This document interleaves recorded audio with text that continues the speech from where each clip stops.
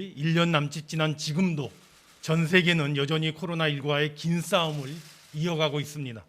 우리는 K-방역의 신화 속에 최근 백신 접종을 시작하면서 그 기나긴 싸움의 종식과 일상생활로의 복귀 목표에 한 걸음씩 다가서고 있습니다. 조금만 더 긴장감 유지하며 방역 협조해 주실 것을 먼저 요청을 드립니다. 코로나 상황과 방역 조치가 장기화되면서 민생 경제도 엄중했습니다.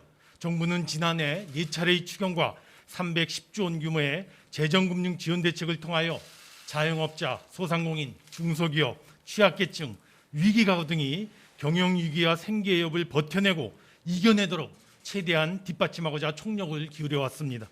금년 들어와서도 9조 3천억 원 규모의 맞춤형 피해 지원 대책을 긴급히 마련한 바 있으며 주요 현금 지원 사업의 경우 90% 이상 지급이 완료되는 등 동대책의 이행에도 최대한 속도 내고 있는 상황입니다.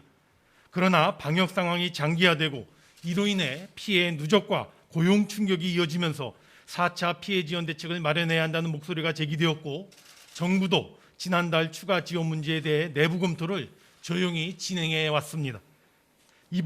이에 방금 전에 국무회의를 통과한 4차 맞춤형 피해 지원 대책에 대하여 설명드리고자 하며 그 총 규모는 19조 5천억 원입니다. 그 세부 내용을 설명드리기에 앞서 이번 대책의 3가지 특징적 모습에 대하여 먼저 말씀드리고자 합니다. 첫째, 근본 4차 피해 지원 대책을 마련하면서 다음 3가지 원칙을 견지하고자 하였습니다. 즉, 첫째, 피해가 집중된 계층에 집중 지원한다. 둘째, 보다 두텁게 지원하고 최대한 사각지대를 보강한다. 그리고 셋째, 재정의 지속 가능성 측면에서 최대한 적재적소에 지원한다는 3가지를 굳은 준거로 삼았습니다.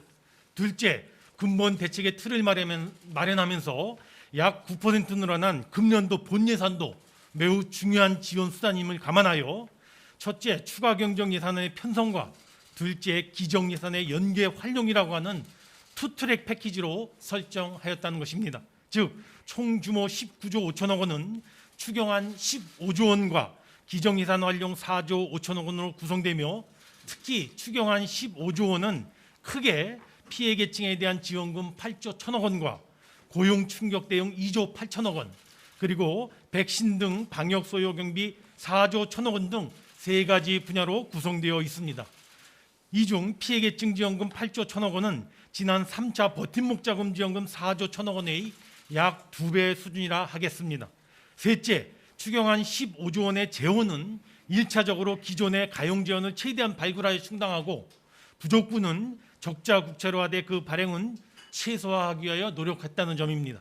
즉, 현 시점에서 활용 가능한 특별회계의 세계 잉여금 2조 6천억 원과 한국은행의 결산 잉여금 8천억 원 그리고 기금의 여유 재원 1조 7천억 원 등 총 5조 1천억 원을 발굴하여 활용하고 나머지 부족분 9조 9천억 원은 불가피하게 적자 국채 발행을 할 수밖에 없었습니다.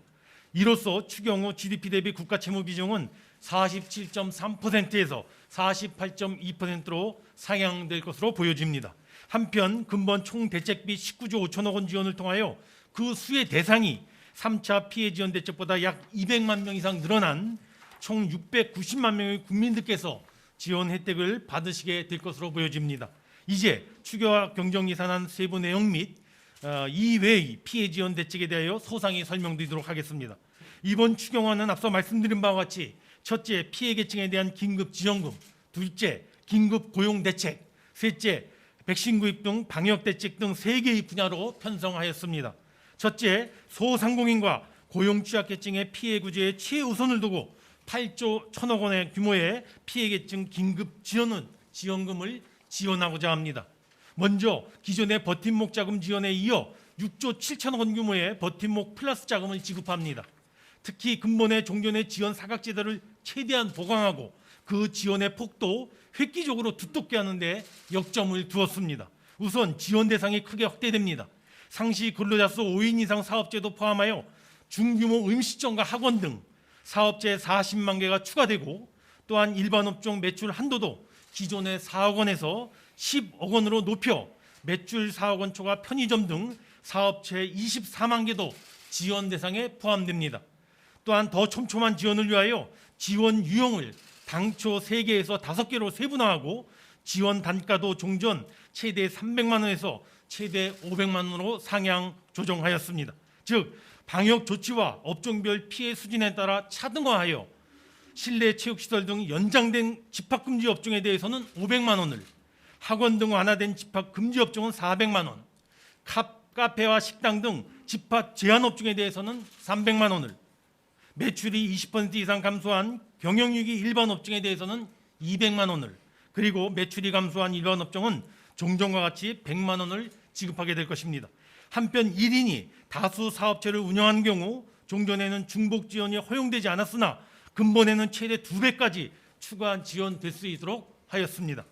이처럼 보다 세밀해진 제도 설계를 통하여 버팀목 플러스 자금은 기존 대비 105만 개가 늘어난 총 385만 개의 업체가 지원 혜택을 받게 될 것입니다.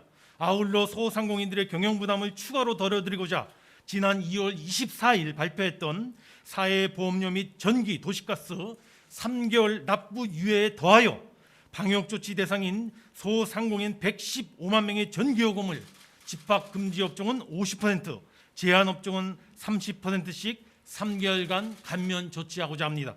이 경우 집합금지 업종의 경우 사례에 따라 최대 180만 원 한도까지 감면 혜택을 받는 경우도 생길 것입니다.